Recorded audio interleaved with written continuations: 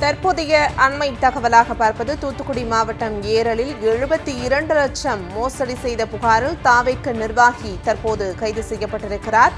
வீட்டை விற்பனை செய்வதாக கூறி 72 லட்சம் ரூபாய் பணத்தை பெற்றுக்கொண்டு பத்திரப்பதிவு செய்து கொடுக்காமல் ஏமாற்றியதாக ஏரல் தாவேக்க நகர செயலாளர் ராஜா மீது புகார் வந்த நிலையில் தற்போது தாவேக்க நிர்வாகி கைது செய்யப்பட்டிருக்கிறார். அண்மை தகவலாக பார்க்கிறோம். 72 லட்சம் பணத்தை பெற்றுக்கொண்டு ராஜா மற்றும் அவரது மனைவி தலைமறைவாகிவிட்டதாக பாதிக்கப்பட்ட கோபி என்பவர் மாவட்ட காவல் கண்காணிப்பாளர் அலுவலகத்தில் புகார் தெரிவித்திருந்த நிலையில் தற்போது தாவேக்க நிர்வாகி கைது செய்யப்பட்டிருக்கிறார்.